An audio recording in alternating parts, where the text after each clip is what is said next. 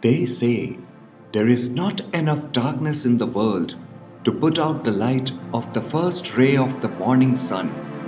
They say hope is that gentle cool breeze on a hot summer day. They say there is hope in every story. My name is Rajesh, and this is my story. I belong to an Indian village of Haryana. Like most other village, this place is a remote settlement of illiterate farmers.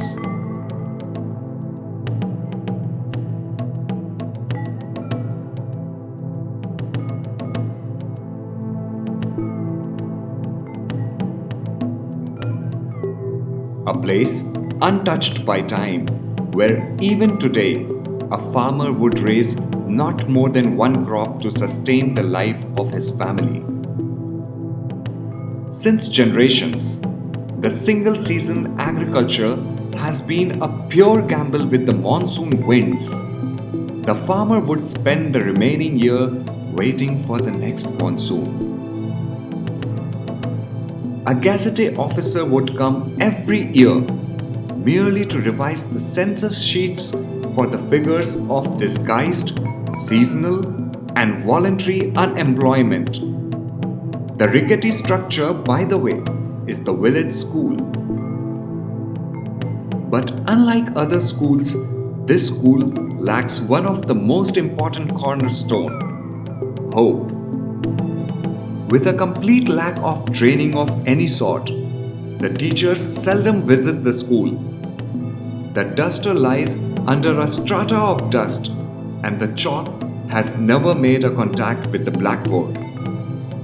The innocent children, unaware of their future, spend their time playing in the sun until they become another illiterate farmer who once went to the school, one who never hoped, as he never knew what is it to dream. As another part and parcel of this vicious cycle, I spent my childhood grazing cattle and helping father in the farms. Yet, as they say, the fate is written unless you start writing it. I accept the challenge that someday I would break out of the dark vicious cycle. There doesn't pass a day when I don't flip through the pages of my book. Nevertheless, the consecutive droughts, absolute domestic resourcelessness, and the regardless advice from the government servants leave us with no option. And as they say, you will never lose until you accept your defeat. I travel to a nearby town, a place where opportunities are traded. I earn my bread working in the cement factories and brick kiln. 10 hours a day, 7 days a week. My only calculations went in ensuring that there was something left for books and conveyance. My daily wages bring me money that would somehow suffice my school fees. With no uniform and the bare feet leave me as an unacceptable device of mockery. I find no friends, but never stop to find some place and time to study. At last, the iron will and the dogged determination bears its fruit. I am offered to sit on the last empty benches of a private school, where I end up being an honor student, one among the top 100 students of the state. I identified the golden opportunity that fate had bestowed, and the only thing that mattered now was effort. I pursue my graduation in engineering and pay off all my loans. I have won the challenge. I have successfully pulled myself out of the dark, vicious cycle. I could see my dreams in reality. I finally feel the purpose of my life.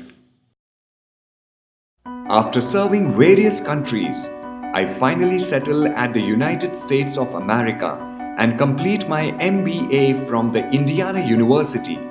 Since then, I have been living a life we know today as an evolved, rational, and independent life. Even though, as I wake up every morning to see my reflection in the mirror, I can see nothing but the dream that there will be a day when those eyes, strange to see dreams, will hope against all hopes, would envision that basic necessity that articulates us into rational members of the society. That basic necessity being none other but education. I could not resist the moral obligations and come back to my motherland, into the Indian villages of Haryana. In 2011, the dream takes a name, Takshila Education Trust, a non-profit organization that has been facilitated with 10-acre land in the village Abitapur, 100 kilometers from the national capital. The dream Takshila is but a revolution, indispensable to break away the shackles that binds into that dark vicious cycle of unawareness and illiteracy. The dream hopes to expose the actual side of education. The development shall consist of 3 phases. The first phase shall comprise of seeding the necessity of awareness through its educational centers, inviting the locals to initiate the change. In the second phase, a secondary school shall be erected. Takshila research team will carry out a comprehensive door-to-door survey and will offer admissions to the economically backward children of the society. Under third and final phase, middle and primary schools shall be erected that would open the doors to uncountable opportunities.